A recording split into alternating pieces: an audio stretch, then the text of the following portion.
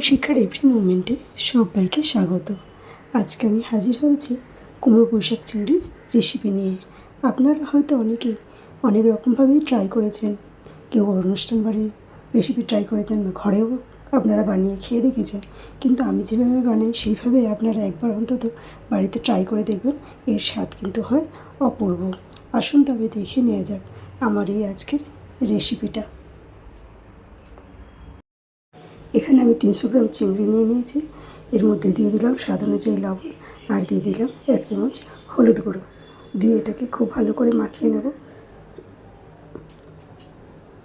এবার আমি এর মধ্যে দিয়ে দেব 1 চামচ আদা বাটা। আদা বাটা দিয়েও আমি এটাকে খুব ভালো করে মাখিয়ে নেব। এটা মাখানো হয়ে গেছে। এবার কিছুক্ষণের জন্য এইভাবে আমি রেখে দেব। তেলটা গরম হতে বসিয়ে দিয়েছি। গরম হয়ে যাওয়ার পরে এর মধ্যে আমি দিয়ে দিলাম 2টো তেজপাতা। তেজপাতাটা দিয়ে আমি খুব ভালো করে নাড়িয়ে চাড়িয়ে নেব যতক্ষণ না তেজপাতা থেকে একটা সুন্দর স্মেল বেরোচ্ছে। আমার চ্যানেলে নতুন বন্ধু হয়ে থাকলে চ্যানেলটা সাবস্ক্রাইব করে নেওয়ার অনুরোধ রইল। পাশে থাকা বেল আইকনটাকে প্রেস করে দিয়ে অল করে রাখবেন, তাহলে আমার চ্যানেলে যখনই নতুন নতুন কোনো রেসিপি ছিল সবার আগে আপনাদের কাছে পৌঁছে যাবে। এবার আমি এর মধ্যে দিয়ে দেবো 2টো শুকনো লঙ্কা। একটু ফাটিয়ে দেবো যাতে তেলের মধ্যে পড়ে ফাটতে না শুরু করে। দেখুন, লঙ্কা 2টো দিয়ে দিলাম, একটু ফাটিয়ে দেবো, তেলে আর ফাটবে না। এটাও আমি একটু ভেজে নেব। এবার আমি ফোড়নে দিয়ে দিলাম 1 চামচ 5 ফোড়ন। দিয়ে আমি সব কিছু ভালো করে নাড়িয়ে চাড়িয়ে একটু ভেজে নেব যাতে সুন্দর স্মেলটা বেরোয়। ফোড়নটা রেডি হয়ে গেছে। এবার আমি এর মধ্যে দিয়ে দেব পুঁইশাকের ডাঁটাগুলো।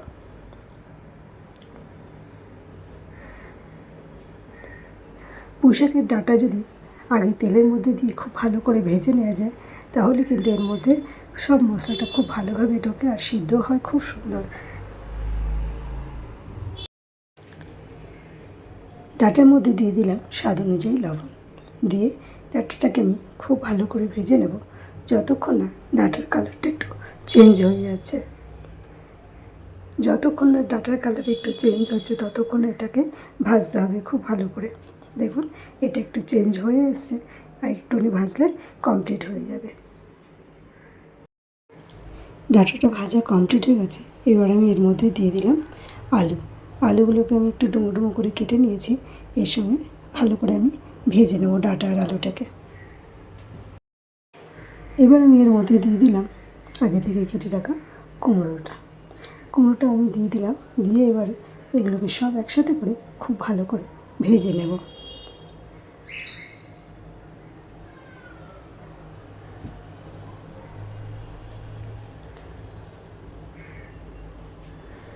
সবজিগুলোকে খুব ভালো করে ভেজে নিলে এর টেস্ট কিন্তু একদম হবে আলাদা।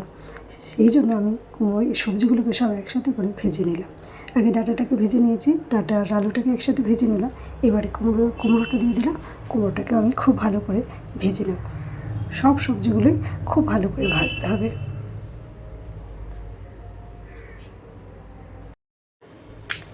সব সবজিগুলো খুব ভালো করে ভাজা হয়ে গেছে। এবার আমি এগুলোকে অন্য একটা পাত্রের মধ্যে নামিয়ে নেব। কুমড়ো চিংড়ি ঘন্ট যখনই রান্না করবেন তখনই চেষ্টা করবেন ফোড়নটা দিয়ে সবজিগুলোকে খুব ভালো করে ভেজে নিতে, তাহলে কিন্তু এই রান্নার টেস্ট অপূর্ব হয় আর এর স্বাদ শতগুণ বেড়ে যায়। আমি যেভাবে রান্নাটা করছি একবার হলেও আপনারা বাড়িতে ট্রাই করে দেখবেন, অবশ্যই ভালো লাগবে। দেখুন, সবজিগুলোকে আমার ভাজা হয়ে গেছে, অন্য একটা পাত্রে নামিয়ে নিচ্ছি।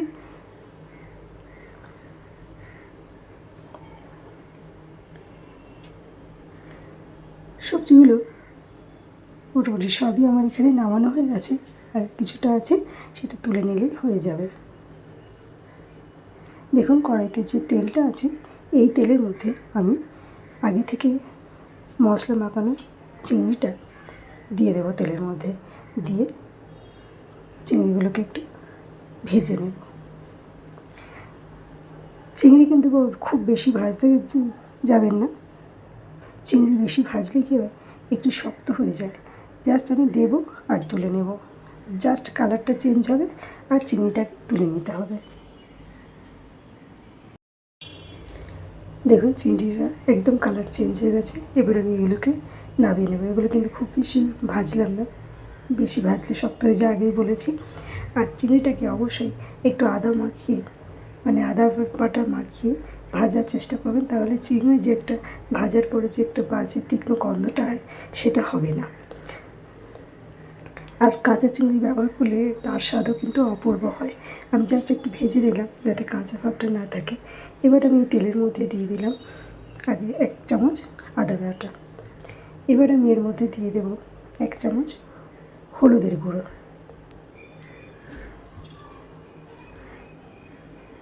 আর দিয়ে দেব হলুদটাকে একটু তেলের সঙ্গে নাড়িয়ে চাড়িয়ে নেওয়ার পরে এর মধ্যে দিয়ে দেব 2 চামচ লঙ্কার গুঁড়ো, দিয়ে মশলাটাকে খুব ভালো করে কষিয়ে নেব। এর টেস্ট কিন্তু আরেকটু বেশি বেটার হতো যদি আমি মশলাটাকে একটু জলে ভিজিয়ে রাখার পরে দিতাম, তাহলে একদম বাটা মশলার টেস্ট আসতো। এবার আমি এর মধ্যে দিয়ে দেব 2 চামচ ধনে গুঁড়ো। চামচটা যেহেতু ছোটো ওই জন্য এখানে আমি 2 চামচ অ্যাড করলাম। করে এবার আমি মশলাটাকে আবারও কষিয়ে নেব খুব ভালো করে। এবার এখানে আমি দিয়ে দিলাম 2 চামচ জিরে গুঁড়ো। জিরে গুঁড়ো দিয়ে মশলাটাকে খুব ভালো করে কষিয়ে নেব। মশলাটার মধ্যে আমি একটু জল দিয়ে দেবো যাতে মশলাটা পুড়ে না যায়। অল্প একটু জল দিয়ে দিলাম, দিয়ে মশলাটাকে খুব ভালো করে কষিয়ে দেব।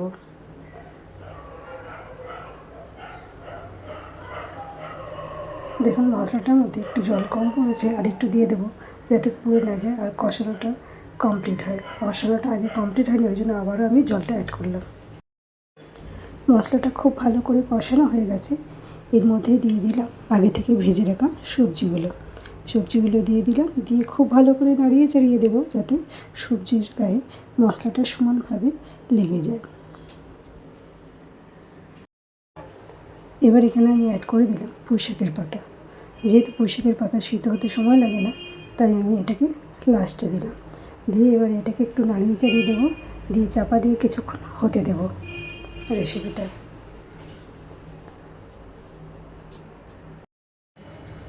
ঢাকনাটা খুলে তরকারিটাকে খুব ভালো করে নাড়িয়ে চাড়িয়ে দিলাম। দেওয়ার পরে আমি এখানে অ্যাড করে দেবো আগে থেকে ভেজে রাখা চিংড়ি মাছগুলো। দেখুন এখানে আমি চিংড়ি মাছগুলো দিয়ে দিচ্ছি। সব চিংড়ি মাছগুলো আমি এখানে দিয়ে দিলাম। দিয়ে এবারে তরকারিটাকে খুব ভালো করে নাড়িয়ে দেবো যাতে চিংড়িগুলো সব জায়গায় সমানভাবে হয়ে যায়। আর আবারও ঢাকা দিয়ে দেবো, দিয়ে কিছুক্ষণের জন্য হতে দেবো। নাড়িয়ে দিলাম, দিয়ে এবারে ঢাকা চাপা দিয়ে দেবো, দিয়ে কিছুক্ষণ হতে দেবো তরকারিটাকে। রেসিপিটা কমপ্লিট হয়ে গেছে। এবার এটাকে আমি অন্য একটা পাত্রে নামিয়ে নেবো। সবাই ভালো থাকবেন, সুস্থ থাকবেন। আজ এই পর্যন্ত, আবার অন্য কোনো দিন হাজির হয়ে যাব অন্য কোনো নতুন রেসিপি নিয়ে। ধন্যবাদ।